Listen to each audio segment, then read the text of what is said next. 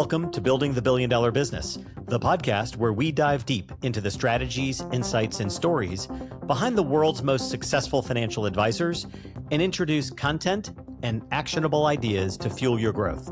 Together, we'll unlock the methods, tactics, and mindset shifts that set the top 1% apart from the rest. I'm Ray Sclafani, and I'll be your host. Let's begin today's episode with a simple observation. The most effective leaders want strategy to matter, but they're often unclear on how to shape it so the team can act on it.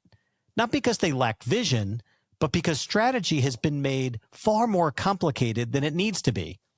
Strategy for so many has become the 40-page slide deck that nobody reads, or the binder that gets buried, a buzzword for consultants. Leaders don't need another document.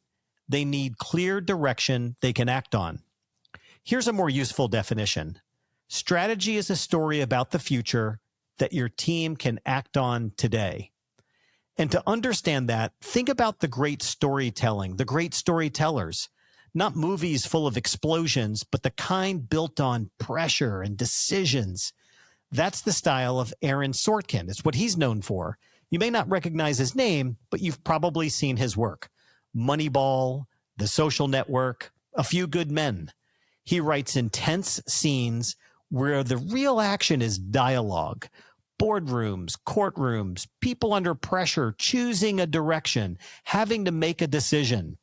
That's exactly how strategy should function inside your business. Great storytellers never confuse their audience with multiple competing plots. They focus on a single purpose, one main goal, and everything else supports that. Leaders struggle with strategy because they try to do too many things. I hear from advisors and leaders all the time listing 10 priorities and then wondering why either nothing gets accomplished or everything gets accomplished like halfway.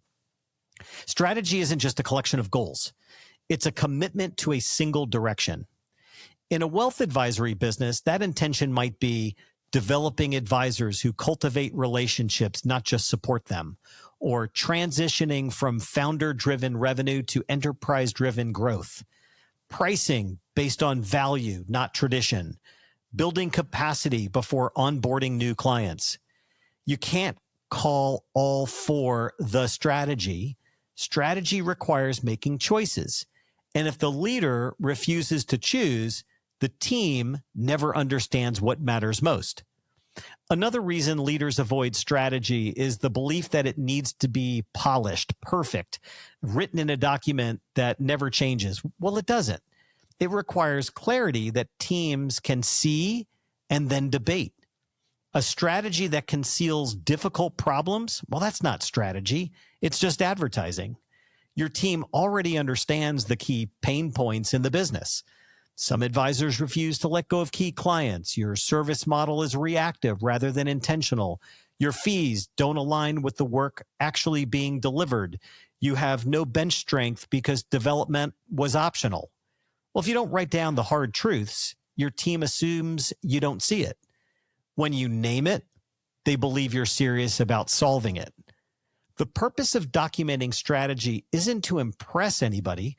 It's to reveal the truth so the team can address it. In Sorkin's work, decisions aren't reached through speeches. They're shaped through dialogue, where pressure, disagreement, and clarity emerge. Strategy in your firm and your team requires the same approach. You don't roll it out. You develop it through discussion. Experienced advisors should defend what still works. Next-gen advisors should challenge outdated assumptions. Leadership should enforce choices and not seek consensus. If your strategy doesn't provoke uncomfortable conversations, it's not truly strategic. It's just decoration. Alignment doesn't stem from presentations. It results from participation.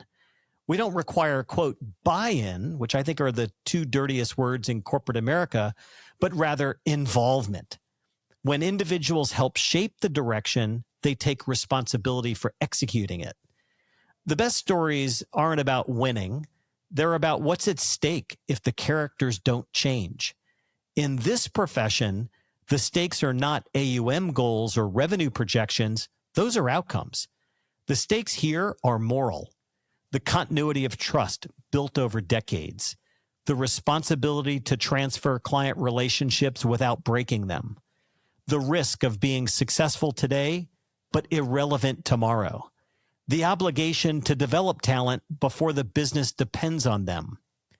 When leaders ground strategy and stewardship, legacy and responsibility, the team behaves differently. They stop focusing on individual tasks and start prioritizing the future. They build capacity, they delegate, they develop others, they make tough decisions more quickly. That's how strategy turns into execution. Now, let's turn this concept, this dialogue of storytelling from theory into action. Here are 4 steps for your consideration to consider over the next 30 days implementing in your own team. First, choose one intention you're willing to lead from. Write a single strategic goal in one sentence. Share it with your team and ask, is this the direction we're willing to bet the year on? If the answer is no, you don't have a strategy yet. 2, identify top 3 obstacles that threaten your strategy. Put the hard truths in writing. Print them. Don't sanitize them. The team can't solve what you won't admit. 3, design your next retreat around conflict. This may sound like a crazy idea, but let me explain.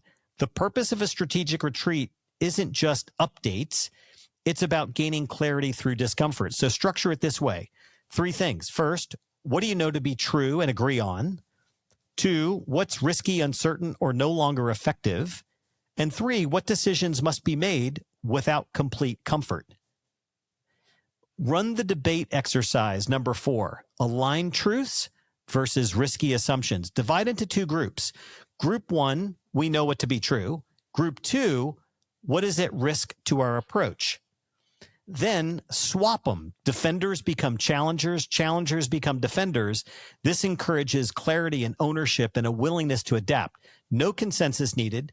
Just provide direction and commitments to move forward. You see, leaders don't need thicker strategy binders.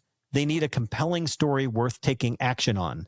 One intention, named conflicts, genuine dialogue, real stakes, and the discipline to treat strategy as a story people will fight to bring to life. You don't build an enduring firm by documenting everything. Instead, you build it by selecting something worth fighting for and guiding your team toward it. That's how you build a billion-dollar business.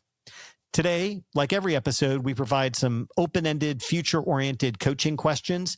So as you're listening to this episode, you can share it with your team and then reflect on these coaching questions and bring deeper learning to the topics and content that were brought forward today.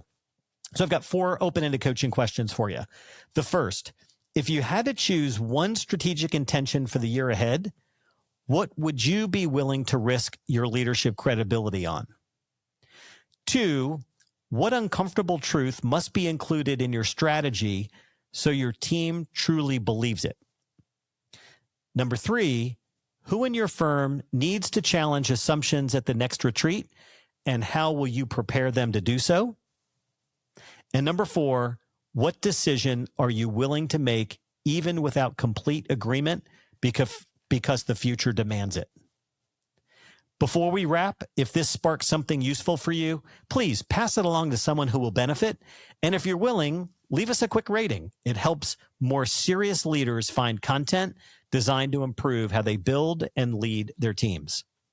Well, thanks for tuning in, and that's a wrap. Until next time, this is Ray Sclafani.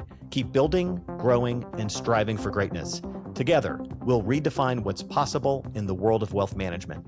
Be sure to check back for our latest episode and article.